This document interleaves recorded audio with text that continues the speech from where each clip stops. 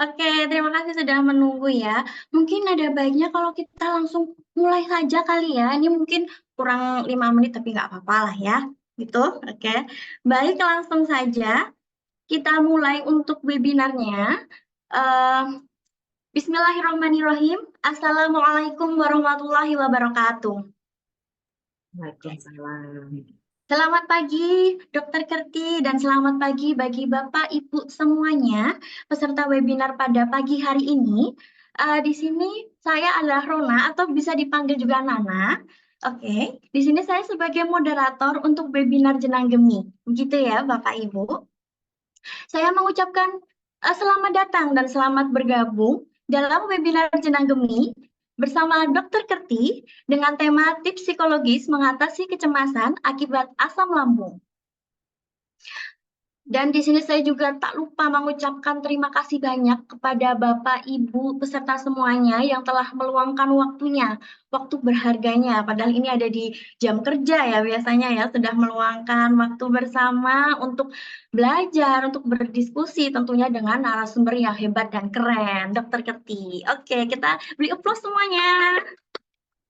Bisa aja nih Mbak Nana nih. Iya, dokter. Oke. Oh iya, sebelum kita memulai, alangkah lebih baiknya kita memohon keberkahan agar ilmunya bermanfaat, agar acaranya ini juga lancar begitu ya, dokter dan Bapak Ibu semuanya. Jadi kita berdoa dengan keyakinan masing-masing. Berdoa dimulai.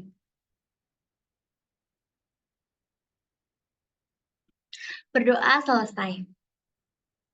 Tapi sebelum ke acara inti nih, sebenarnya tadi sudah di-spill ya apa itu jenang gemi, tapi karena ternyata banyak yang belum mengetahui gitu ya. Jadi di sini Nana mau deh cerita sedikit tentang jenang gemi gitu ya. Jadi untuk jenang gemi ini adalah produk makanan yang berkhasiat untuk kesehatan lambung dan juga pencernaan seperti itu. Nah, untuk jenang gemi ini berbahan dasar dari ekstrak umbi Garut. Jadi bukan tepung ataupun bukan patinya ya, tapi ekstrak atau sarinya yang kita ambil. Sehingga itu sudah free gluten dan otomatis bermanfaat untuk lambung. Seperti itu. Nah, kenapa tadi Nana bisa bilang ya kalau itu berkhasiat gitu? Ya, karena untuk jenang gemi ini memiliki fungsi gitu atau cara kerja itu untuk melindungi dan melapisi lambung sehingga lambung lebih kuat dan dapat mengontrol asam lambung berlebih seperti itu. Jadi kalau misal ada gejala MAH, GERD dan lain-lainnya itu bisa teratasi. Nah, selain produknya yang oke, Janagemi itu juga memiliki beberapa fasilitas. Ada fasilitas awal, fasilitas konsultasi, terus ada juga berbagi tips, info tentang 3P, dan lain-lainnya. Itu bisa by WA text, bisa by call dengan janjian dulu dengan CS-nya, ataupun juga bisa seperti ini, webinar bertatap muka langsung dan dengan dokter ahli juga tentunya. Nah, oke, langsung aja. Di sini tentunya Rona tidak sendiri ya.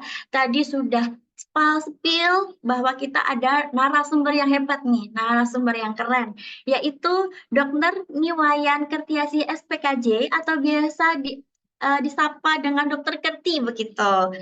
Selamat pagi Dokter Kerti, bagaimana kabarnya pagi ini? Selamat pagi Mbak Nana, puji Tuhan baik.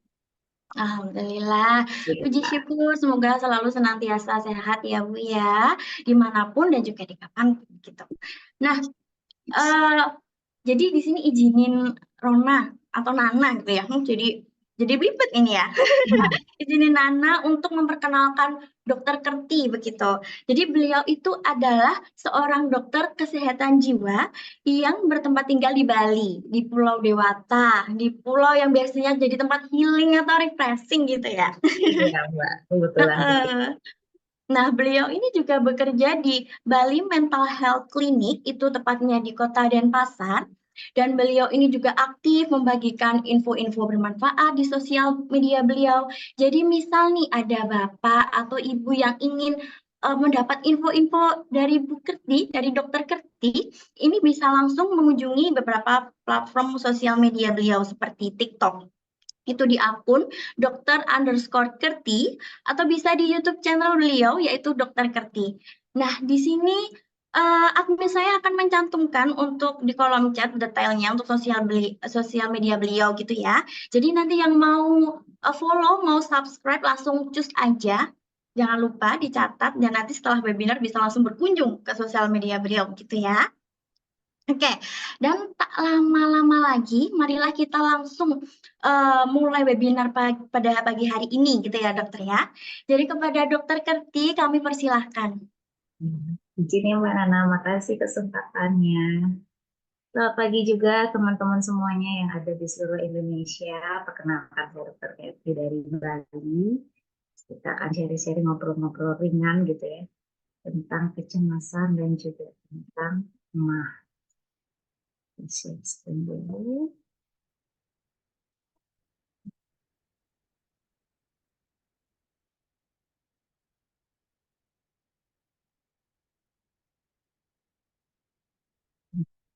Hmm,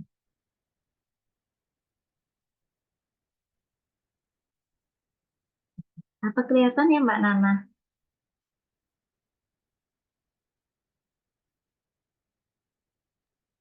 Kelihatan dokter. Oke, kita mulai ya Mbak Nana. Makasih banget loh ini undangannya dari Jenang Demi. Udah dari jauh-jauh hari dengan Mbak Nana yang sangat-sangat ramah sekali. Iya, terima kasih dokter. Kita mulai ya teman-teman semuanya. Tentu teman-teman udah pernah dengar apa sih asam lambung, apa sih cemas gitu. Cuma kaitannya gimana gitu ya antara cemas dan juga asam lambung. Jadi ini loh teman-teman. Ini saya ngambil salah satu jurnal penelitian. Kalau kita bicara di bidang kedokteran, biasanya bicaranya jurnal, harus ada buktinya gitu. Jadi kalau di jurnal penelitian tuh bilang cemas sama asam lambung gitu ya. Kalau asam lambung atau GERD itu gimana sih hubungannya gitu. Ada orang yang bingung nih, cemas dulu, apa GERD dulu atau gimana. Jadi sebenarnya antara cemas dan juga GERD atau asam lambung itu hubungannya itu dua arah. Jadi ada orang yang cemasnya dulu nih muncul. Akhirnya akibat cemas yang berlebihan bisa menyebabkan peningkatan atau sering kambuhnya asam lambung. Atau justru orang yang punya asam lambung gitu ya, udah lama berbulan-bulan, bertahun-tahun sering kambuh, akhirnya juga bisa menjadi cemas. Jadi kayak hubungan dua arah mereka berdua itu saling mempengaruhi, itu kayak lingkaran. Nah, sekarang tuh kita penasaran. Sering kita bilang asam lambung, asam lambung. Tapi sebenarnya apa sih gitu ya asam lambung? Teman-teman bisa nih lihat tubuh kita gitu ya. Kalau kita makan gitu, masuk lewat mulut, habis itu tenggorokan kita, habis itu ke lambung, habis itu ke usus, baru lewat anus keluar deh hasil pencernaan sisa-sisanya itu dalam bentuk feses gitu ya.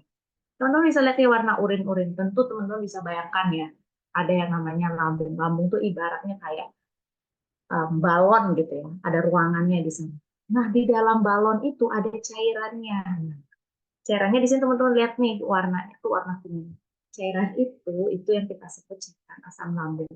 Sebenarnya normal nggak sih dok ada asam lambung gitu? Normal. Asam lambung itu fungsinya membantu kita kayak ngeblender makanan kita yang ada di dalam pencernaan kita, kayak diulek.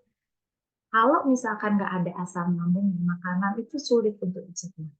Selain untuk dia membantu mencerna makanan, asam lambung itu juga membantu dia mematikan kuman-kuman. Teman-teman bisa bayangkan ya, asam lambung tuh kayak aki gitu. Aki itu aja kalau kita lihat kena suatu benda atau suatu barang tuh ces gitu reaksinya gitu. Ini juga gitu. Asamnya tuh ya asam banget gitu. Jadi kalau tapi kenapa kita bisa bertahan gitu ya meskipun kondisinya asam? Teman-teman juga bisa bayangkan lagi tuh ibaratnya bola tadi. Ada lapisan di dalam bola itu yang melapisi lambung kita sehingga pada kondisi normal kita nggak merasa perih tuh.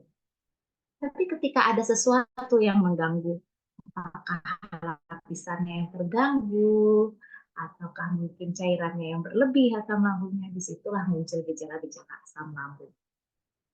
Oke, sekarang pertanyaannya, mungkin teman-teman sudah merasakan sendiri gitu ya, gejala-gejala dari asam lambung. Gejalanya tuh banyak banget teman-teman. Ada yang merasa cuma kok sering sendawa ya, gitu. Asam lambung. Atau ada orang yang kok nyeri ya di ulu hati. Nah, itu jangan-jangan asam lambung juga, karena kan lokasinya lambung tuh ada di sekitar ulu hati gitu ya. Atau kadang pada beberapa orang tertentu justru bisa muncul rasa bloating, kembung, penuh rasanya, baru makan dikit kok kayaknya nggak enak gitu. Terus pada beberapa kondisi yang lebih jauh gitu, bisa muncul rasa ini, kayaknya kok ada cairan ya naik, kok pahit-pahit ya rasanya, karena asam lambung selain dia asam, kalau dia naik ya teman-teman ke kerongkongan, apalagi TC malam pada kondisi-kondisi orang yang mengalami GERD, itu rasanya ada rasa pahit di mulut. Dan kalau kita bayangkan tuh tadi kerongkongan tuh kan kayak selang gitu. Terus ada si lambungnya kayak kayak kayak apa ya, kayak balon gitu. Oke lah kalau lambungnya itu ada pelapis untuk pelindungnya. Sedangkan kalau kerongkongan kita tuh nggak ada pelapis pelindungnya. Bayangkan sekarang kalau asam lambung yang ada di lambung itu tadi naik tuh ke kerongkongan kita yang nggak ada lapisan, otomatis kerongkongan kita itu bisa jadi iritasi dia. Nah, kalau iritasi itu gejala asam lambung yang muncul biasanya bisa berupa suara serak atau kita sering menjadi batuk-batuk. Nah, kalau teman-teman kok sering batuk ya, tapi kita nggak rasanya nggak ada apa ya, nggak ada makan apa ya gitu, kok nggak sembuh-sembuh ya gitu. Coba deh pikirkan salah satu penyebabnya asam lambung. Meskipun mungkin ada beberapa gangguan atau penyakit lain yang juga menimbulkan batuk itu. Nah, kadang pada beberapa orang gitu ya teman-teman, ketika dia tidur, kita kan agak lebih telungkup gitu kalau tidur, ada lebih terentang. Jadi asam lambung kita itu juga kadang bisa lebih muncul, lebih gampang untuk naik ke permukaan. Secara nggak sadar karena rasa nggak nyaman itu kita jadinya sulit untuk tidur. Kayak gitu gejalanya. Jadi memang gejala umumnya adalah mual, rasa nyeri ulu hati, bloating, tapi ada beberapa gejala lain yang mungkin merupakan gejala dari peningkatan asam lambung. Nah, kalau kita lihat nih, apa sih penyebab asam lambung gitu? Teman-teman perlu dulu bayangnya itu ada sebuah rumah gitu ya. Kita punya dua kamar aja nih ibaratnya di rumah. Jadi rumah itu adalah asam lambungnya, penyakit asam lambung. Ada kamar A dan ada kamar B. Kamar A yang kita sebut dengan dispepsia fungsional. Kamar B yang kita sebut dengan dispepsia yang organik. Maksudnya begini. Jadi kalau kamar B yang organik itu, ketika teman-teman nih ngalamin gejala-gejala asam lambung, terus kita bawa nih ke dokter spesialis penyakit dalam gitu ya. Biasanya teman-teman tuh munculnya duluan ke dokter spesialis penyakit dalam biasanya. Atau berkonsultasi ke dokter umum gitu. Ketika diperiksa, oh iya benar, ternyata dilihat tuh dinding-dindingnya bolong-bolong, dinding-dindingnya ada sariawannya, gitu, dinding rumahnya gitu ya. Ibaratnya sama juga pada orang dengan dispepsia organik gitu ya. Baru dicek, oh iya ternyata dinding lambungnya ada luka nih, kayak sariawan, tapi posisinya di lambung. Nah, itu yang kita sebut organik. Jadi secara fisik tuh ada gangguannya. Kalau seperti itu biasanya diobati oleh dokter spesialis penyakit dalam. Dikasih obat-obatan yang membantu memperbaiki luka-luka yang ada di dalam lambung. Nah, yang kedua nih, kamar yang sebelahan, namanya dispepsia fungsional. Kalau kita lihat kamarnya mulus banget, nggak ada apa, tapi orang temboknya bagus, lantainya bagus gitu ya. Ibaratnya sama juga pada orang yang memiliki gangguan lambung. Pada dispepsia fungsional dia mengalami keluhan-keluhan mual, muntah, bloating. Tapi ketika dicek gitu dengan lebih lanjut oleh dokter spesialis penyakit dalam, secara fisik tuh nggak ada luka, nggak ada apa. Tapi kenapa ya dia bisa mengalami gangguan seperti itu? Nah, ya dispepsia fungsional ini yang biasanya di-refer ke kami, ke psikiater, untuk ditangani atau dirawat bersama dengan dokter spesialis penyakit. Karena ketika dicek misalnya pakai endoskopi ya teman-teman, endoskopi itu kayak kamera dimasukkan ke tenggorokan, aman nih lambungnya, tapi kenapa dia selalu mengalami itu? Jangan-jangan salah satu penyebabnya di situ adalah psikologis seperti cemas. Jadi yang kami tangani ada yang di bagian fungsional.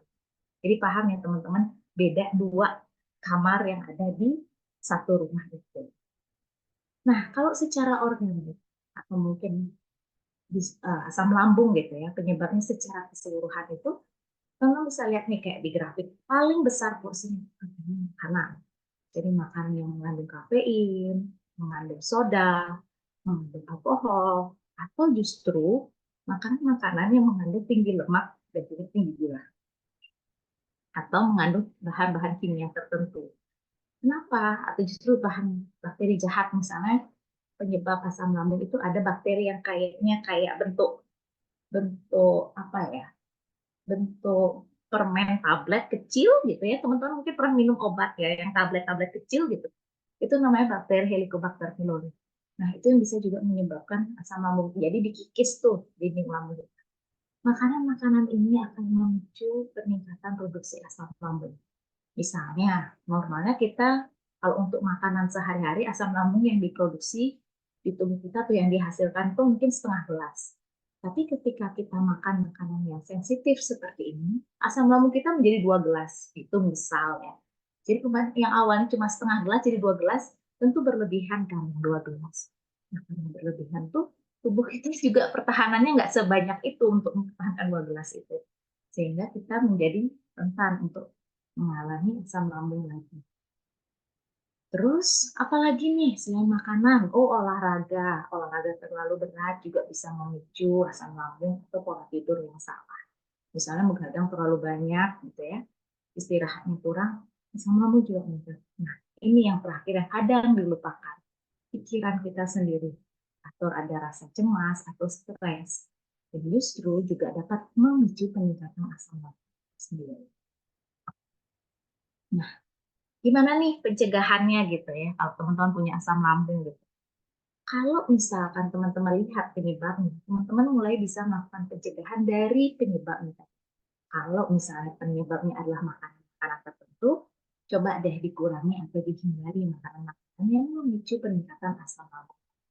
Hindari kopi, hindari kafein, hindari makanan-makanan yang terlalu berlebihan kayak gorengan. Kalau misalkan sedikit-sedikit boleh, tapi kalau berlebihan apapun yang berlebihan kan juga risiko. Dan kalau misalkan teman-teman mau tidur gitu, maksimal 2 jam sebelum tidur itu makan makanan yang terakhir. Karena kenapa? Ketika kita mau tidur nih, tubuh kita tetap aktif tuh mencerna paling nggak 4 sampai 6 jam. Kan bisa juga muncul tuh asam lambungnya reflux lagi.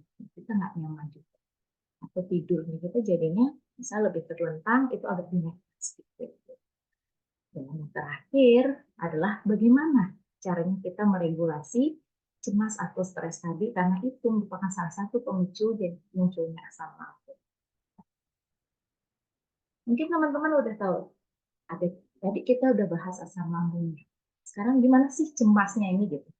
Karena cemasnya, teman-teman tahu nggak sih? Ada yang menganggap ini normal atau enggak? Gitu dulu, tahu dulu. Jadi kadang cemas itu normal loh teman-teman. Jadi rasa cemas, sedih, marah, kecewa, senang itu adalah emosi dasar yang kita miliki.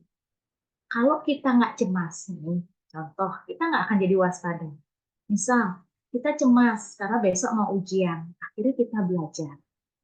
Kita cemas karena besok kita mau melamar kerja gitu misal. Akhirnya kita mempersiapkan segala sesuatunya dengan sebaik mungkin supaya besoknya kita insya interview atau deadline kita jadi lebih bagus. Bayangkan sekarang kalau kita nggak cemas, besok ujian, bro, lu nggak belajar nih gitu. Besok kita ujian, santai aja. Ya nggak ada rasa sensasi untuk mempersiapkan ujian gitu. Jadi cenderung bisa gagal juga. Atau bro, besok lo kan mau interview, santai aja. Terus habis itu sepatu nggak disiapin, bajunya belum, berkas ketinggalan, kayak kayak gitu. Itu kondisi yang normal sebenarnya.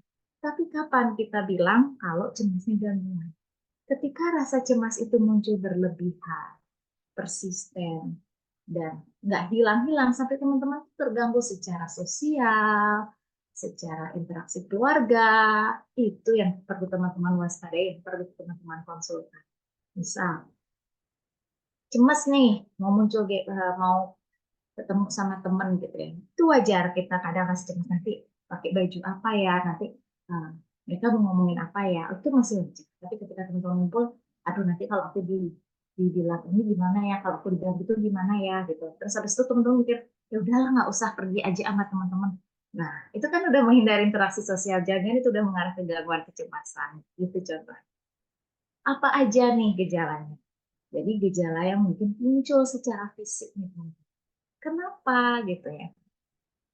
Jadi meskipun tubuh kita merasa cemas, sebenarnya pusatnya itu ada di otak, teman-teman. Otak kita ada pusat emosi kayak kacang almond, bentuknya kecil, tapi perannya tuh besar banget, kecil-kecil cabai rawit kalau orang bilang. Namanya amigdala. Nah, pusat emosi kita itu mengaktifasi ketika kita cemas gitu ya, sedih atau kita merasa takut gitu. Si amigdala tadi itu aktif. Ting ting ting ting gitu. Ibaratnya alarm dia hidup tuh. Bro bro bangun gitu. Lu tidur mulu, bangun bangun bangun bangun gitu. Kita ada kondisi nih, bangun bangun gitu kan. Alarmnya nguing nguing nguing gitu. Bangunlah dia. Si amigdala ini aktif, mengaktifkanlah dia si sistem saraf otonom namanya. Sistem saraf otonom tuh ibaratnya security-nya gitu ya. Security-nya nih kerja nih ke rumah-rumah, bangunin orang-orang. Bro, kita ada kabar nih kemarin ada maling di kompleks sebelah gitu. Dia datang tuh bangun. Salah satunya dia membangunkan si organ lambung tadi, si sistem saraf otonom tadi. Jadi asam lambung kita bisa meningkat. Atau dia bangunin tuh si sistem yang ada di jantung kita gitu. Bangun bangun lu mules mulu tidur aja, lu bangun, kita mau waspada nih gitu ya, siap-siap nih ada bahaya, ada maling di kompleks sebelah nanti datang gitu. Ibaratnya gitu juga sistem saraf otonom kita ke jantung juga ngomong kayak gitu. Jantung akhirnya berdebar biar kita tetap waspada. Keringat kita juga kelenjar keringat, lu juga bangun, lu teman lu kerja lu masih mules gitu, keringat kita juga akan akhirnya berlebihan gitu. Kepala rasanya tegang, kemudian keringat berlebihan, berdebar, kita sulit bernapas. Akhirnya muncullah gejala-gejala fisik tadi. Sebenarnya manfaatnya adalah agar kita waspada dan kita bisa menyelesaikan apa ketakutan atau kecemasan yang kita alami. Tapi ketika itu kita tidak tangani dan berlebihan, itu yang perlu kita waspada akan bisa menyebabkan gangguan lebih lanjut. Pada akhirnya kalau kita merasa cemas sering terus-terusan gitu ya, gangguan lah dalam hal kita jadinya apa, capek, sulit konsentrasi, tidur nggak bagus gitu ya, terganggu tidur kita karena waktu malam mau rebahan muncul lah semua pikiran overthinking gitu, kayak dibuka kontak Pandoranya, muncul A B C D E kayak irama lagu yang nggak kelar-kelar sampai akhirnya besok kita lelah. Itu gejala-gejala kecemasan. Lalu kalau kita spesifik lagi, tadi kan secara general gitu ya, si sirine membangunkan satpam untuk keliling kompleks gitu, ibaratnya si amigdala ngerangsang saraf otonom untuk bangunin tuh semua organ biar kita lebih waspada waktu kita cemas. Di asam lambung sendiri, selain sistem saraf otonom tadi aktif untuk meningkatkan produksi asam lambung, ya akhirnya kita kenapa sih kalau orang cemas itu sering banget tuh, atau orangnya stres sering banget tuh asam lambungnya kumat. Itu penjelasannya. Ketika kita stres, ada hormon stres yang dikeluarkan oleh tubuh, kortisol, ada juga aktivasi dari sistem saraf otonom, yang akhirnya produksi asam lambung kita meningkat. Jadi, cenderung kita menjadi kumat asam lambungnya. Atau apa? Otot-otot di sekitar asam lambung, di sekitar lambung kita itu tegang. Ibaratnya ini balon. Di sekitar balon itu ada spons gitu misalnya. Sponsnya terus dikeruk gitu ya, ditekan gitu, akhirnya balon jedeg gitu, meledak juga. Sama kayak ini, kalau misalkan si lambung itu dikeruk gitu ya, kan ditekan dari akibat ketegangan otot-otot yang ada di sekitar lambung, otomatis asam lambung ini juga berusaha untuk mencari jalan keluarnya bisa keluar gitu. Jadi kita ngerasa nggak enak juga asam lambung kita. Jadi itu beberapa alasan. Dan satu lagi, antara asam lambung dan kerongkongan itu punya gerbang. Jadi punya pembatas keamanan. Ibaratnya kalau kita sama tetangga gitu ya, di kompleks perumahan, kita pasti punya yang namanya gerbang rumah. Lu nggak boleh masuk ke sini kalau gerbang ini gua tutup. Lu boleh masuk kalau gerbang ini gua buka. Nah, sebenarnya gerbangnya ini kan satu arah, pintu gerbang yang menjaga antara kerongkongan ke asam lambung. Ketika kita cemas atau stres, gerbang yang dari lambung ini, misalnya dari rumah si B ke si A yang harusnya tertutup, itu lebih gampang terbuka. Jadilah asam lambung kita tuh naik dia jadinya. Yang harusnya cuma rumah itu satu satu arah, jalur masuknya dari A ke B gitu. Sekarang bisa kebalik dari B ke A. Ibaratnya dari lambung ke kerongkongan. Akhirnya asam lambung kita naik. Itu yang menyebabkan kita ngerasa kok nggak enak juga ya rasanya. Karena seharusnya dia nggak boleh keluar karena setelah masuk. Nah, kecemasan secara keseluruhan kan gejalanya sudah tadi. keringat dingin, berdebar, sakit kepala, pusing, ada berapa orang kekeliengan, atau justru sering pipis, atau sering BAB gitu ya. Kecemasan-kecemasan ini, kalau dilihat itu nanti diagnosisnya jadi beberapa macam. Bisa apakah dia gangguan cemas menyeluruh, semuanya dia cemaskan. Ataukah dia cemasnya fobia, takut hal tertentu aja, ataukah itu yang gangguan panik, ataukah dia OCD, ataukah dia yang PTSD. Mungkin kalau yang PTSD itu karena pernah melihat seseorang di dekatnya mengalami suatu peristiwa yang gak enak gitu ya, traumatis, dia misalnya melihat kecelakaan gitu, ketika dia melihat kecelakaan, dia muncul rasa cemas, lemahnya muncul. Jadi dia sampai menghindari tuh naik motor, menghindari tempat yang menyenangkan dia itu jangan orang begitu. Tapi overall secara keseluruhan berarti itu dia mengalami gangguan cemas. Nah pertanyaannya sekarang, gimana sih kita mencegah kecemasan yang dapat memicu asam lambung atau kecemasan yang muncul sebagai akibat asam lambung? Jadi yang pertama itu teman-teman bisa rutin olahraga. Nggak perlu yang berat-berat, jalan santai aja, ringan aja, sekitar 15-30 menit 2-3 kali seminggu. Karena kan kadang orang olahraga tuh harus berat, harus lari, harus ngangkat barbel gitu, harus ngangkat A, B, C gitu. Padahal kadang simpel jalan kaki aja itu juga olahraga. Kenapa? Ketika kita olahraga santai, kayak misalkan jalan santai, jalan kaki di taman kota gitu ya, kita bisa melihat ke pemandangan, itu juga membuat kita menurunkan stres. Jalan kaki itu sendiri mengeluarkan hormon yang kita sebut hormon endorfin, teman-teman. Hormon endorfin itu semacam kayak morfin. Teman-teman mungkin tahu ya, kalau morfin di luar itu kan yang pakai yang nggak sehat itu yang ilegal, yang narkotika. Tapi sebenarnya tubuh kita mau memproduksi loh itu sendiri. Jadi kita mengurangi rasanya dulu, kita menjadi relax. Itu adalah zat alam yang dikeluarkan oleh tubuh. Yang kedua, hindari pemicunya. Misal kalau makanan tadi yang memicu gitu, kalau yang berlebihan, misalnya pedas, kafein, kurangin jumlahnya. Yang ketiga, istirahat yang cukup, karena kalau kita capek, tubuh kita juga akan mengeluarkan hormon stres tadi. Tapi kalau istirahat kita cukup, tubuh recovery, itu artinya tubuh kita akan ready untuk melakukan aktivitas lain. Sehingga asam lambung tadi atau hormon stres tadi nggak terlalu tinggi. Yang keempat, latihan relaksasi yang akan saya jelaskan di belakang. Yang kelima, obat-obatan. Kalau obat-obatan ini adalah kombinasi ya antara dokter penyakit dalam dan juga dokter dari kami, psikiater. Ini benar, ini kalau organik aja mungkin akan diberikan obat dari penyakit dalam, tapi ternyata kalau misalkan ada psikologisnya juga, cemas, stres, depresi mungkin itu akan kami berikan beberapa pengobatan juga. Ketika self care atau pengobatan pertama yang teman-teman lakukan di rumah itu tidak berhasil. Nah, dok, kalau ketika aku nih ngalamin cemas saat mengalami asam lambung, apa pertolongan pertama yang bisa teman-teman lakukan di rumah sebelum teman-teman mencari mental health profesional, dalam hal ini mau ke psikolog atau ke dokter psikiater? Yang pertama teman-teman bisa lakukan yang namanya relaksasi. Simple banget, tapi ini perlu konsistensi. Jadi teman-teman bisa tuh cari tempat yang nyaman, mau teman-teman duduk atau rebahan gitu ya. Tapi paling sering enakan duduk deh, misal waktu kerja gitu. Oke, sandaran, tangan taruh di samping, kaki diluruskan, tarik nafas 5 detik. Ketika menarik nafas, rasakan bahwa teman-teman menghirup udara yang segar. Bayangkan aja gitu, meskipun kayaknya teman-teman ada di ruang ber-AC di kantor gitu ya. Atau teman-teman lagi ngajar panas di luar ruangan, tapi bayangkan teman-teman ada di tempat yang adem, bayangkan teman-teman ada di gunung, teman-teman itu melihat udara yang sangat segar. Tutup mata teman-teman, tarik nafas 5 detik, tahan, keluarkan.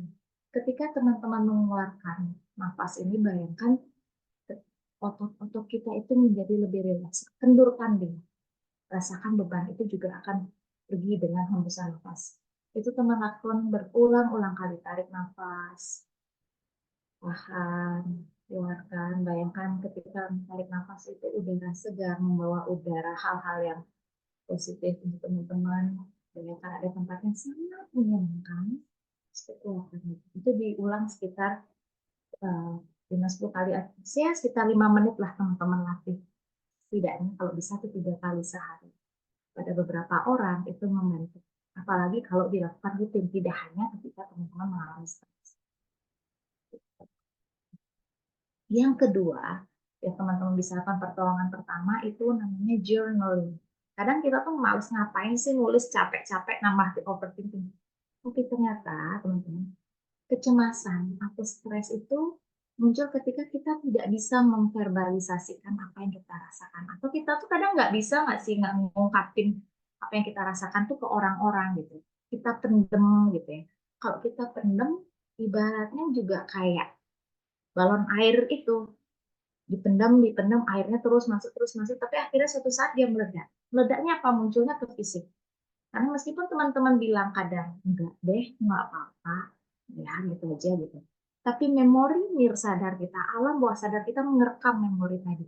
Kejadian yang enggak mengenakan, atau teman-teman cemas, nanti asam lambungku aku sakit, nggak ya, asam lambungku ini kanker, nggak ya, pokoknya cemas semuanya itu. Memori kita tuh nangkep loh, meskipun kita bilang, oh enggak sih, enggak. Oke sih, nggak bisa kok bisa. Tapi asam memori kita merekam.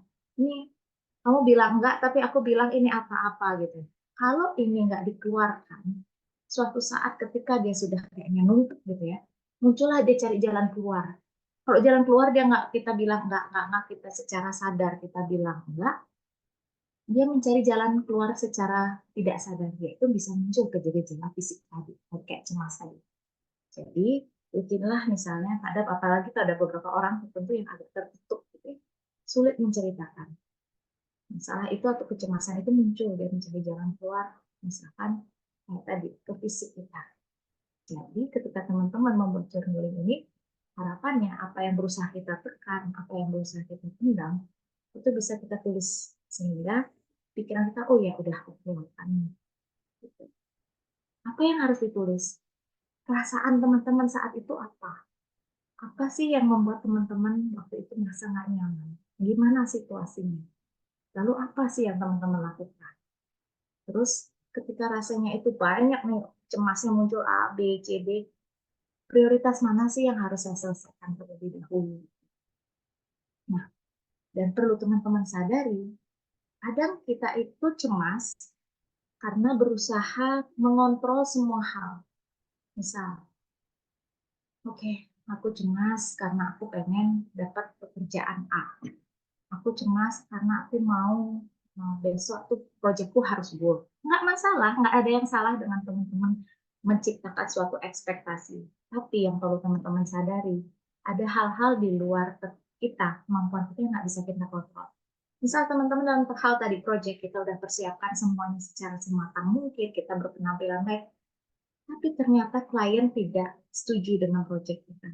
Itu kan adalah sesuatu yang di luar kendali kita, meskipun kita sudah mempersiapkan diri sebaik-baiknya.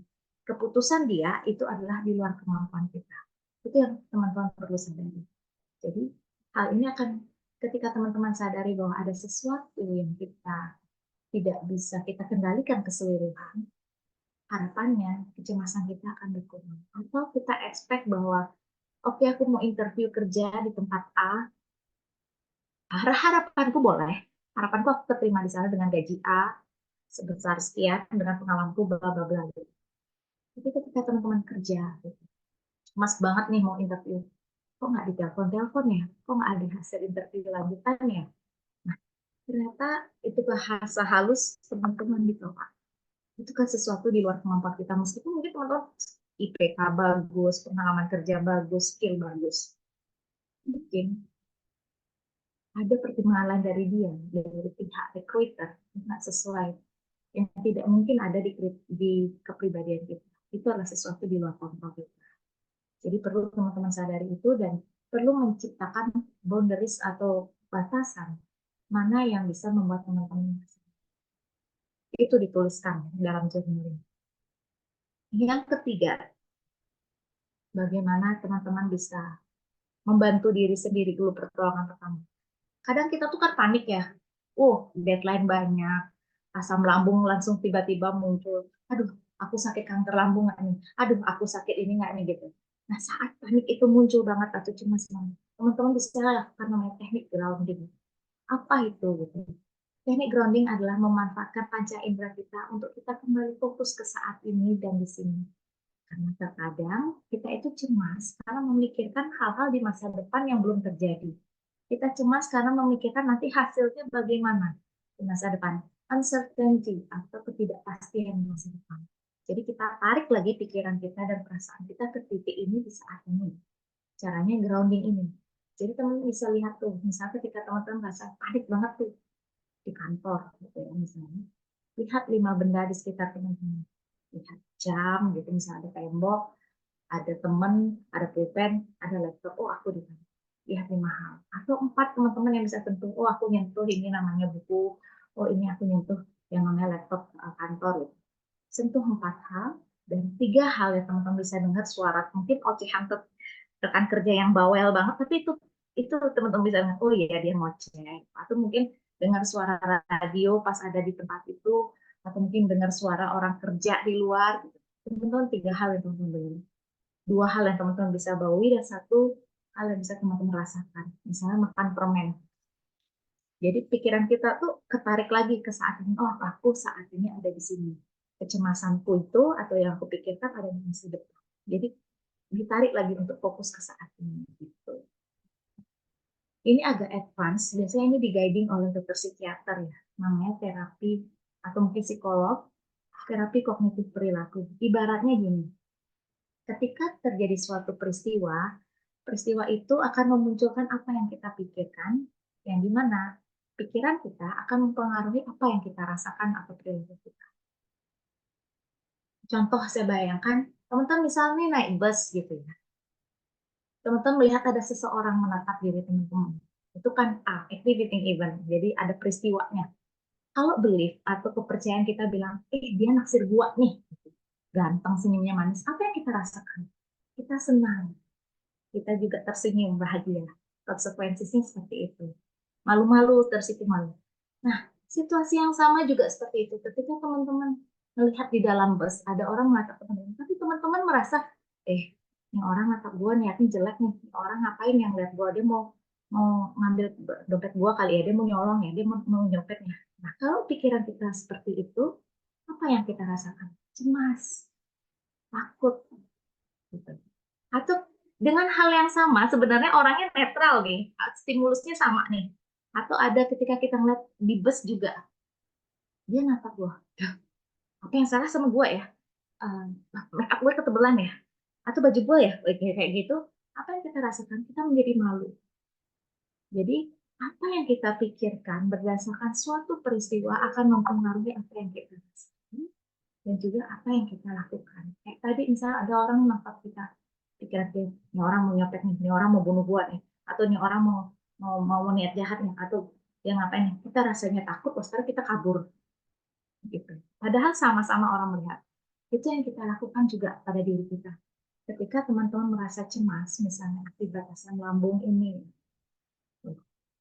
ada deadline gitu misalnya, langsung tiba-tiba rasanya nanti gue bisa nggak ya ngerjain ini, nanti deadline-nya gimana ya, kliennya gimana ya, terus gimana ya, kayak gitu pikiran macam-macam itu muncul, akhirnya asam lambung kita jadi konsekuensinya asam lambung naik, kita ngerasa nggak nyaman. Coba deh pikiran ini yang kemudian kita putar balikkan lagi, dalam artian kita kasih, ibaratnya kita kayak orang ngadepin sidang, si pikiran ini adalah terdakwa, kita sebagai hakimnya gitu. Kita kasih ini bukti-bukti misalnya, deadline lagi 2 hari, nanti kalau nggak jadi gimana, kan gitu pikiran kita jadi cemas, asam lambung naik. Kita coba tuh kayak hakim kita, lah kan lagi 2 hari, sekarang kan kalau kita kerjakan meskipun waktunya mepet masih ada peluang kok jadi. Oh iya juga ya, jadi agak harapannya dengan kita mengcounter, kita memberikan fakta kepada pikiran kita, rasa cemas tadi akan berkurang. Atau mungkin nanti gimana ya kalau si ini si klien kita nolak gitu. Tapi kan sudah mempersiapkan, saya kan sudah mencari referensi. Kita juga sudah sempat janjian, peluangnya besar di 70% karena sudah buat janji, sudah buat beberapa appointment, kita sudah tahu referensinya dia. Gitu. Misalnya di B kita ya, di pikiran kita, belief kita, akhirnya kecemasan kita turun. Jadi ibaratnya kayak kita menjanjikan fakta-fakta untuk mengcounter pikiran-pikiran irasional. Mungkin itu aja kalau teman-teman tetap merasa nggak nyaman setelah teman-teman melakukan pertolongan pertama tadi, rasanya gangguan cemas tetap muncul, silahkan teman-teman dikonsultasi ke mental health profesional, bisa ke dokter psikiater atau ke psikolog juga boleh. Mungkin itu aja Mbak Nana yang saya bisa sharingkan, tips yang teman-teman bisa lakukan di rumah dulu. Oke, terima kasih banyak Dokter Kerti. Yuk kita berikan aplaus dulu ya untuk Dokter Kerti. Terima kasih ya dokter telah menyampaikan materi yang sangat bermanfaat, sangat luar biasa. Di sini pasti Bapak dan Ibu juga langsung ingin bertanya dong, ingin langsung berdiskusi gitu kan. Tuh penanya nih, ada lagi yang mau bertanya? Mungkin kita buka untuk 3 pertanyaan dulu di awal.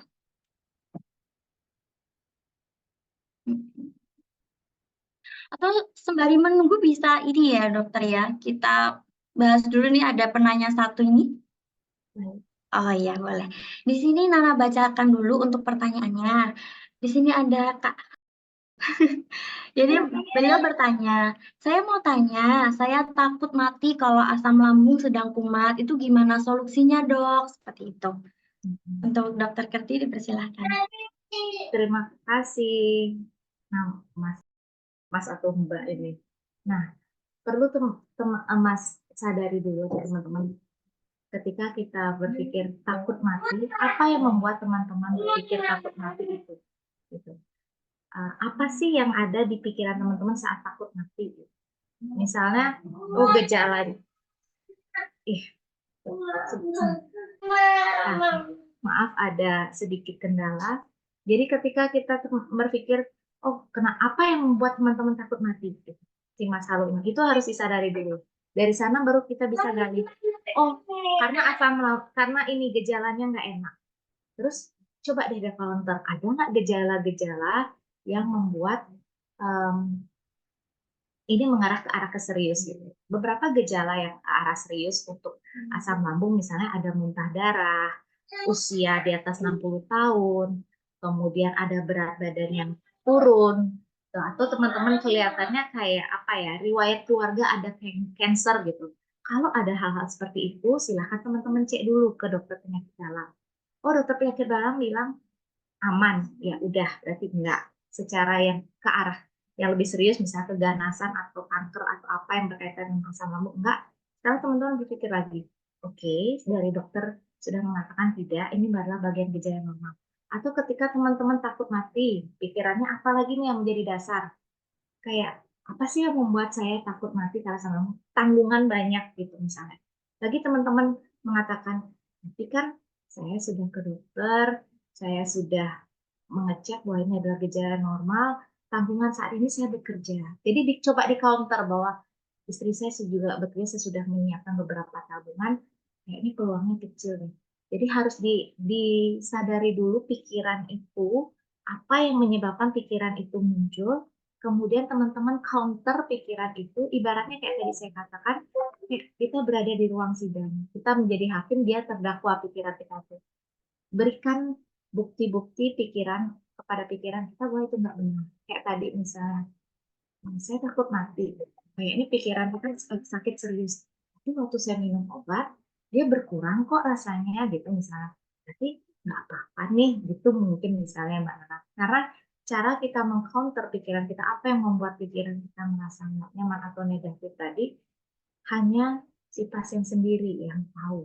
Kalau di ruang konsultasi mungkin nanti di guiding tuh sama psikiater atau psikolognya untuk ke arah mengcounter itu. Tapi ketika teman-teman berada di rumah, teman-teman sendiri yang berusaha mengcounter dengan cara mencari bukti-bukti atau hal-hal tertentu yang menunjukkan bahwa pikiran kita itu kurang tepat atau irasional. Yang gitu, Mbak Nana. Oke, terima kasih dokter. Untuk Pak Haji ya tadi ya, untuk pertanyaannya sudah dijawab ya oleh dokter. Semoga membantu ya Pak ya. Dan lanjut ke pertanyaan berikutnya ya dok ya. Di sini ada dari Bu. Ini bagaimana cara mengendalikan pikiran saat kita cemas atau overthinking? Seperti itu. Jadi ada beberapa hal yang mungkin bisa teman-teman lakukan saat overthinking. Kita semua pasti pernah ada fase overthinkingnya ya Mbak Nana ya. Cemas itu wajar, tapi ketika dia mengalami menjadi gangguan, itu yang tidak wajar. saat kita memikirkan sesuatu, overthinking itu artinya kita mencemaskan sesuatu yang ada di masa depan, ketidakpastiannya yang membuat kita overthinking sebenarnya. Jadi ada beberapa tips teman-teman bisa lakukan. Misalnya kayak tadi, tarik lagi pikiran dan perasaan kita, sensasi tubuh kita ke saat ini. Misalnya kayak tadi saya katakan teknik grounding. 5, melihat benda sekitar. 4, untuk kita menyentuh benda yang ada. 3, dengar suara yang ada saat itu. 2 adalah mencium aroma yang ada di saat itu, di mana teman-teman berada. Dan 1, lidah kita merasakan. Atau teman-teman bisa melakukan relaksasi tadi. Jadi ketika tarik nafas, bayangkan ada di tempat yang nyaman, kemudian rasakan sensasi itu masuk, kemudian keluarkan. Ketika mengeluarkan, rasakan ketegangan itu juga pergi. Itu yang kedua. Yang ketiga, teman-teman bisa namanya latihan mindfulness. Kalau mindfulness ini agak sulit saya mencontohkan. Jadi kayak ketika pikiran itu melayang ke overthinking, tarik lagi pikiran itu ke nafas kita. Itu tutorialnya ada banyak di YouTube biasanya untuk pemula. Jadi bagaimana kita memfokuskan diri kita here and now, saat ini dan di sini.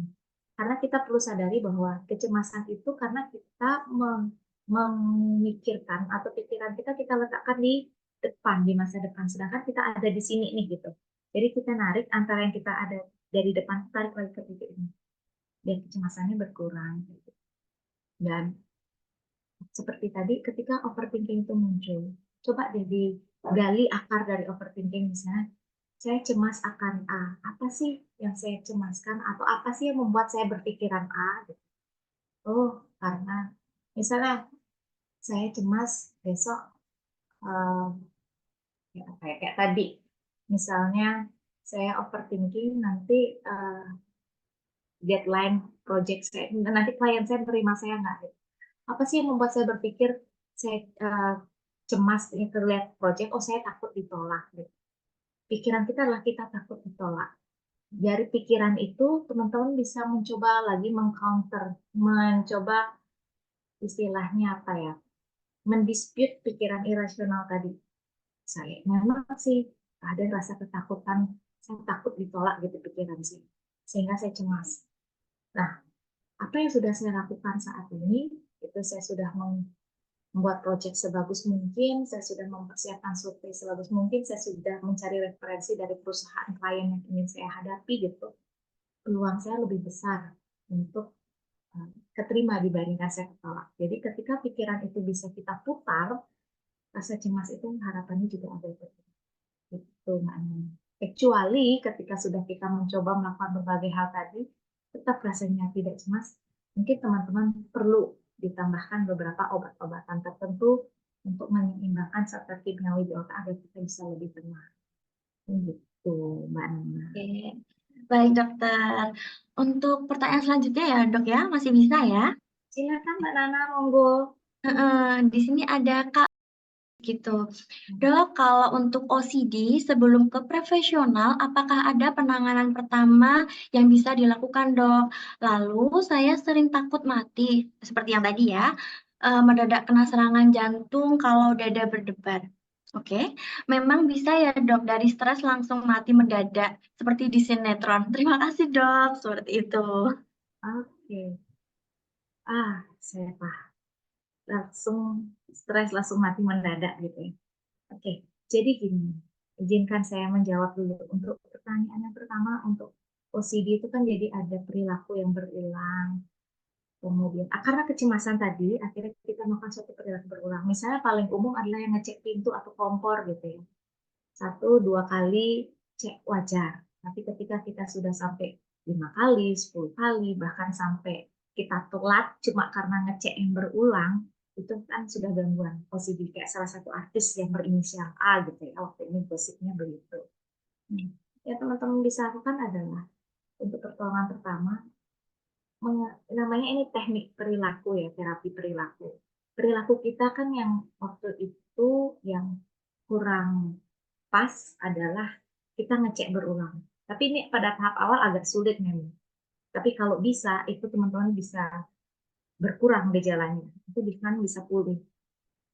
Ketika teman-teman merasakan cemas, oh aku takut, dalam contoh OCD misalnya kompor, aku takut terbakar, nanti rumahku terbakar, atau mungkin peristiwa dulu di masa lalu dia mengalami peristiwa keterkaitan terbakar, sekarang dia jadi ada kekhawatiran. Kita maklumi itu wajar. Tapi ketika akhirnya teman-teman cek kompor berulang, kan rasanya mengganggu banget gitu ya. Coba deh teman-teman, boleh dalam tahap awal 1-2 kali oke dicek, maksimal 3 kali. Setelah itu ketika ada keinginan untuk ngecek lagi atau perilaku untuk mengulang lagi, coba ditahan. Tapi itu akan sulit. Rasa ketegangan, kecemasan itu akan muncul. Tapi bayar ketika itu, teman-teman, itu namanya teknik exposure and response prevention. Artinya teman-teman dipaparkan, terus responnya teman-teman tahan.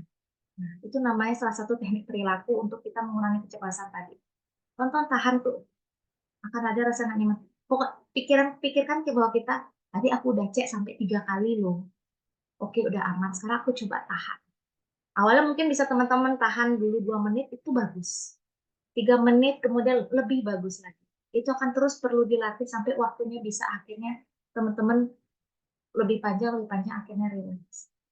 Pada tahap awal itu sulit sekali. Atau misalnya teman-teman takut nih terkontaminasi kuman gitu ya, kita cuci tangan berulang kali. Terus baru nyentuh meja dikit gitu rasanya jijik atau ada kuman gitu. Sekarang sentuh aja mejanya itu, terus tahan tangan kita di atas meja itu. Habis itu rasa cemasnya kan muncul, nggak enak, aku pengen nyabut tanganku ini, aku pakai pengen hand sanitizer, pokoknya aku pengen cuci lagi. Tapi coba ditahan. Ketika itu teman-teman akhirnya lihat dalam, oh aku bisa 2 menit, 3 menit, terus kita lihat, oh nggak apa-apa ya ternyata tenang itu. 5 menit kok nggak apa-apa ya ternyata itu. Jadi nggak apa-apa dong ternyata aku menyentuh yang tadi, nggak harus cuci tangan berulang kali juga aku nggak apa-apa gitu. Sampai akhirnya bisa pikiran dan perasaan kita muncul seperti itu. Tapi akan ada rasa tidak nyaman di tahap awal. Dan itu wajar. Kalau misalkan tetap nggak bisa, mungkin pada tahap awal untuk sampai teman-teman melatih perilaku itu juga kadang perlu obat pada beberapa orang. Tapi itu bisa dicoba dipraktekkan dulu gitu ya Mbak Nana. Jadi yang sesuatu yang ditakutkan itu dilakukan. Dalam artian kayak tadi ngecek, kita kasih pur lah dulu, kita kasih menang dulu deh. Oleh oke deh 3 kali 4 kali gua ngeliatin, oke deh 3-4 kali gua cuci, tapi habis itu enggak, coba aku tahan. Oke aku bisa 1 menit, habis itu tahan lagi. Oke aku bisa 2 menit, itu perkembangan yang bagus. Nggak harus langsung ujuk-ujuk kita bilang langsung nggak sembuh gitu, nggak langsung bisa nggak ngulang lagi, nggak, tapi mulai dulu 1 menit aku bisa, it's a good job. 2 menit aku bisa menahan, itu lebih bagus lagi kayak gitu, karena perlu waktu untuk perlahan.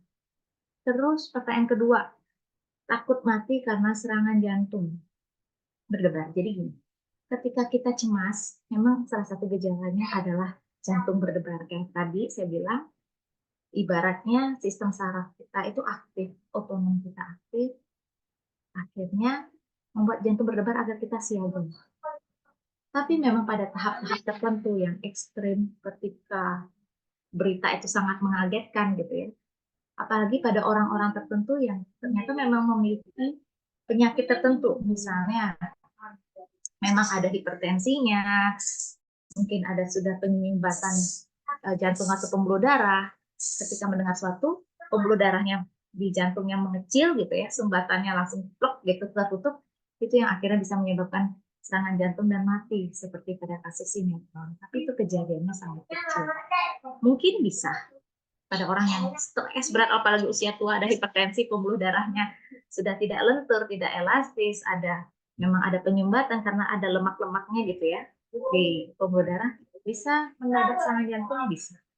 Tapi kalau kita usia muda, apalagi secara physically tidak ada hal yang seperti itu, ya, kemungkinannya lebih kecil.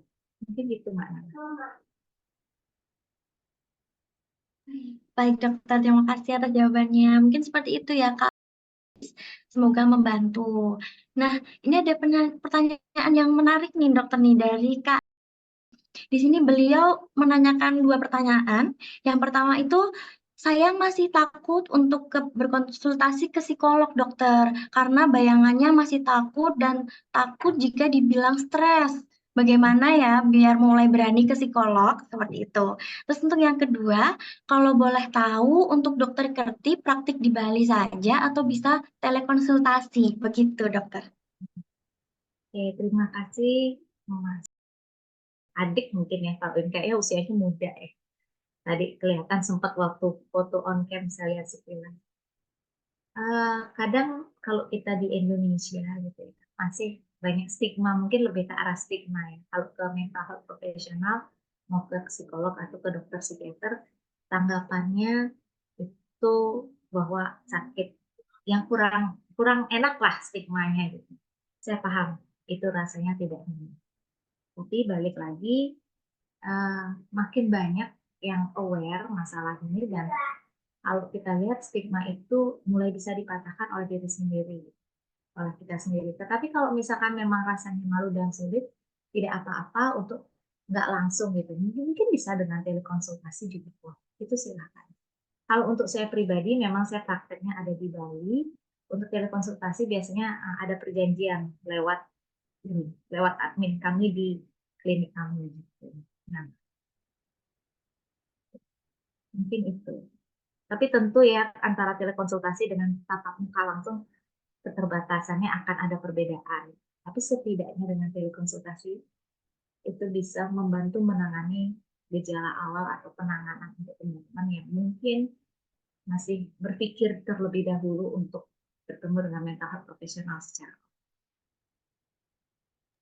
Baik, Dokter Gerti, terima kasih. Nanti biar Kak ini nggak takut lagi ya kalau untuk ke psikolog gitu, karena ke psikolog itu bukan sesuatu yang negatif juga, bahkan itu penting gitu ya.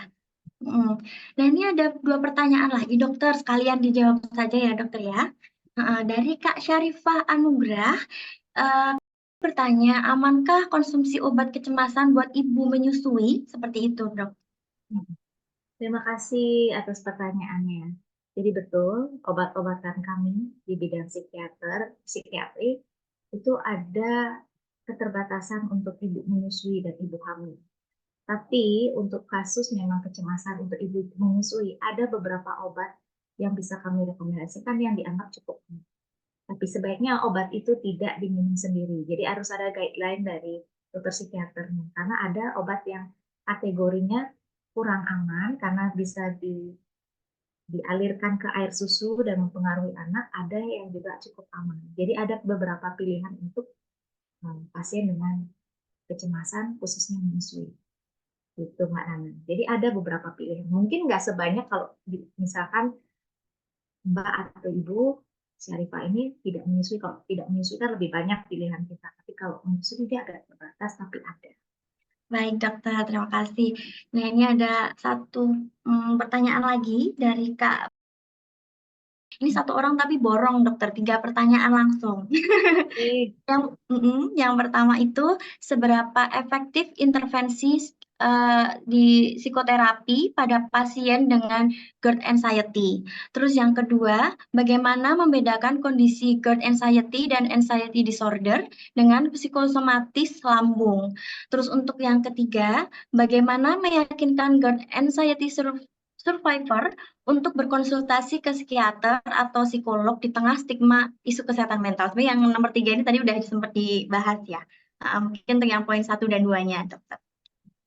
Terima kasih atas pertanyaannya. Pertanyaan yang pertama, seberapa efektif? Jadi kalau menurut jurnal penelitian, itu psikoterapi itu cukup efektif untuk membantu mengurangi GERD atau kecemasan. Jadi kalau teman-teman bisa bayangkan apa sih psikoterapi gitu ya, mungkin teman-teman yang belum tahu, itu ibaratnya kayak terapi psikologis atau penyembuhan secara emosional. Jadi antara si terapi sama pasien kelihatannya kayak ngobrol gitu. Macam-macam jenisnya. Mungkin salah satu yang hits di masyarakat itu hipnoterapi tahunya gitu ya. Tapi kayak tadi ada terapi cognitive behavior, CBT, mengenali pikiran rasional, ada yang namanya psikoanalisis, ada yang namanya psikodinamik. Contohnya adalah psikodinamik itu.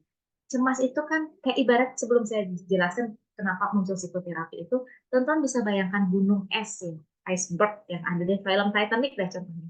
Sebenarnya yang muncul di permukaan itu kan kecil ya sedikit. Yang muncul di permukaan itu adalah pikiran yang kita sadari. Yang kita lihat sehari-hari kayak gini, kita melek, kita ngobrol gitu. Ada perbatasan antara sadar dan tidak sadar atau yang di bawah dasar. Itu kayak muncul kayak kalau kita melamun gitu, kita fokuskan baru pikiran itu muncul atau kita kayak inget-inget siapa yang nama guru SD, terus kita fokuskan pikiran kita, itu prasadar namanya, baru kita ingat. Ada yang paling bawah yang justru porsinya paling banyak yang nancep di bawah di dasar air laut itu namanya alam nirsadar atau bawah sadar. Kayak di Titanic kan muncul gunungnya cuma dikit aja tuh, tapi di bawahnya gunung esnya itu sangat besar. Jadi pikiran kita ada tiga, ada alam sadar, prasadar, dan tidak sadar atau nirsadar tadi. Dengan psikoterapi kita mau gali tuh ke bawah ke nirsadarnya. Munculnya mungkin cemas, secara sadar kita cemas, kita overthinking gitu. Aku cemas, aku takut nggak dapat kerja, aku cemas nanti aku ketemu pacar aku, nanti gimana ya. Tapi ketika digali ke alam bawah sadarnya, ibaratnya kita buka luka lagi sebenarnya gitu.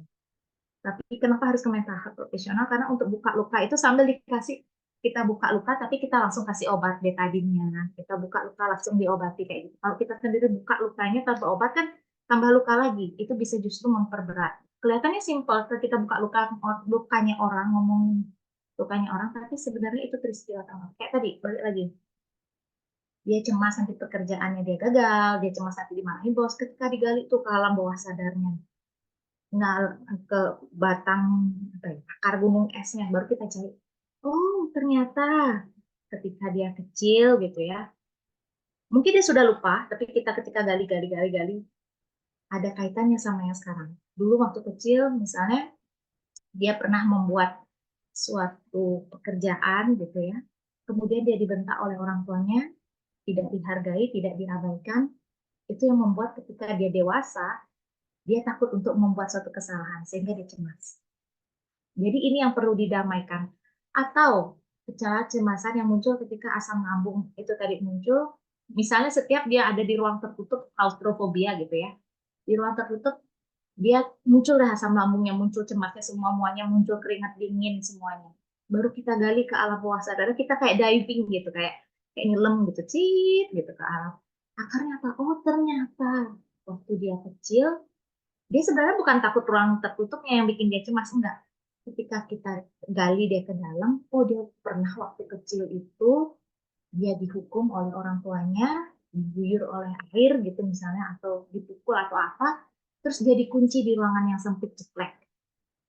Dia meminta tolong, tidak ada yang mendengarkan, tidak ada yang membantu. Jadi peristiwa yang menakutkan itu, mencemaskan itu, diasosiasikan ke rasa sakit hati dia dihukum atau mendapatkan penolakan, diasosiasikan dengan ruang gelap.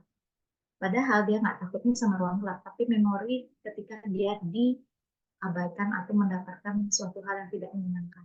Sehingga ketika dia dewasa, dia nggak sadar, kenapa ya setiap aku di ruang tertutup, muncul asam lambungku, muncul cemasku, ternyata ketika dia kecil ada hal seperti itu. Jadi dengan psikoterapi itu, sebenarnya kita mencari apa sih yang terjadi, apa sih yang membuat seorang tuh akhirnya mengalami seperti ini. Ketika dia bisa berdamai dengan lukanya, dengan traumanya di masa lalu yang kita cari gali-gali gitu ya. Harapannya adalah cemasannya itu akan pulih. Gitu. Tapi pada tahap awal kenapa sering dibantu oleh obat oleh dokter psikiater? Karena waktu kita gali itu pengalaman itu kan pengalaman luka ya, yang sebenarnya alam bawah sadar kita kenapa nutup gitu supaya ini nggak enak loh, ini menyakitkan loh gitu. Makanya dia ditutup di alam bawah sadar biar nggak muncul ke alam sadar kita. Makanya kalau kita mau buka lagi memori itu, rasanya yang nggak nyaman tadi, dengan berbagai teknik psikoterapi dari terapisnya nanti gitu ya, ini diberikan obat supaya ketika kita menghadapi rasa tidak nyaman itu, kita menjadi lebih siap. Kita menjadi bisa lebih ready lah, tidak seperti se ekstrim kita bisa berteriak misalkan pada kondisi tertentu ya, bisa menangis sekencang-kencangnya gitu ketika kita membuka lagi lukanya orang. Jadi nggak sembarang membuka luka ini. Karena ketika membuka, harapan kita kan kita mau membantu untuk berdamai, menyembuhkan, bukan menambah luka baru lagi. Karena kita bayangkan aja ya Mbak ya, secara kita nggak sadar gitu ya, atau secara ini aja, kita kalau sadar aja, bukan secara sadar, ketika kita mengingat peristiwa yang nggak enak gitu ya, kita pun akan muncul lagi kan rasa nggak nyamannya gitu. Begitu juga pada mereka yang mengalami kecemasan yang muncul dalam bentuk fisik, kalau kita buka lukanya, nggak kita betulin nih sama senjata untuk dia menghadapi lukanya itu, wah kita menambah luka baru untuk orang itu. Jadi psikoterapi seperti itu. Maka Makanya dia bisa efektif kalau kita bisa berdamai karena kita mencari akar dari masalah kenapa dia akhirnya muncul sering cemasnya. Kayak itu untuk pertanyaan pertama. Kedua, GERD anxiety itu yang tadi saya katakan bahwa ketika kita merasa cemas, itu bisa memicu peningkatan asam lambung, gangguan-gangguan jantung yang akhirnya gangguan lambung yang akhirnya memperparah kondisi lambung kita. Nah, bedanya dengan psikosomatis, ada beberapa yang menganggap itu hampir mirip, tapi kalau psikosomatis itu kadang fisiknya sudah ada, terus psikologis kita memperberat fisik. Misal, contoh psikosomatis itu kayak ini contoh yang lainnya biar agak lebih mudah dibayangkan. Itu misalnya kita punya asma, kita udah punya asma. Terus kalau setiap kita merasa tertekan atau cemas, asma kita itu akan lebih sering untuk muncul. Begitu juga pada orang psikosomatis. Mungkin itu Mbak. Baik dokter, terima kasih.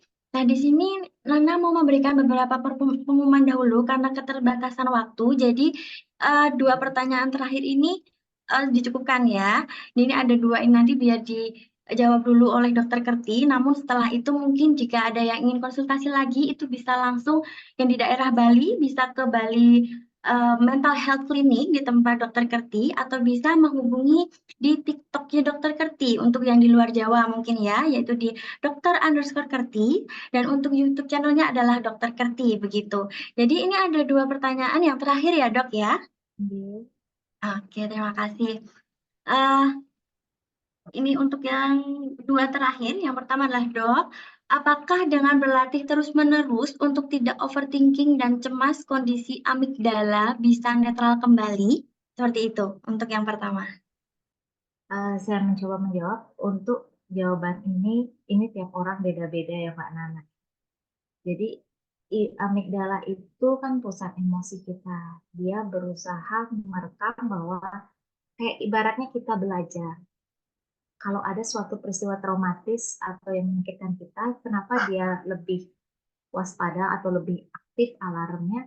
Harapannya di masa depan kita tidak mengalami atau tidak melakukan kesalahan yang sama lagi. Itu sebenarnya tujuannya dia awalnya baik. Tapi pada beberapa kondisi, kalau misalnya trauma itu atau hal-hal yang memicu rasa tidak nyaman itu belum terselesaikan, sepertinya agak sulit. Tapi apakah bisa pada beberapa orang tertentu? Mungkin bisa. Jadi jawabannya ini bisa netral atau enggak itu kembali lagi ke masing-masing orang itu beda-beda Mbak Ana. Ini agak pertanyaannya agak sulit. Makanya pada beberapa orang meskipun dia cemasnya sudah pulih, misalnya 5 tahun atau 10 tahun lagi bisa muncul lagi gejalanya. Akibat ini juga salah satu. Itu ya Mbak Nana. Baik dokter, terima kasih. Dan ini untuk pertanyaan yang terakhir ya untuk Bapak Ibu semuanya, yaitu bagaimana cara mengatasi asam lambung dan kecemasan sampai muncul dengan adanya gemetar kecil seperti itu.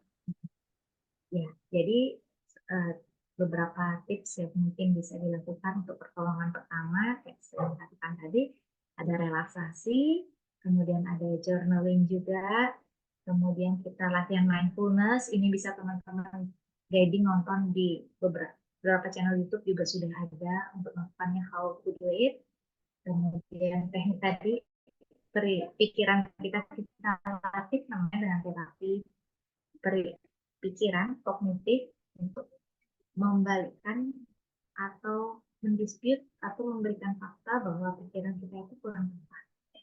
Dan namanya ada yang terakhir teknik grounding. Untuk saya katakan tadi di awal Mbak Nana ya. Jadi harapannya dengan hal-hal tersebut bisa membantu mengurangi kecemasan. Tapi balik lagi, ketika pertolongan pertama yang teman-teman lakukan tidak banyak membantu atau masih tetap merasakan kecemasan yang sampai membuat gangguan gitu, silahkan mencari bantuan tahap profesional terdekat di daerah ini. Oke, baik. Terima kasih Dokter Kerti atas semua jawaban-jawaban yang sangat keren ini. Terus terima kasih juga atas ilmunya dan terima kasih kepada semua peserta atas antusiasnya. Serta Nana mohon maaf apabila ada pertanyaan yang belum sempat terjawab seperti itu.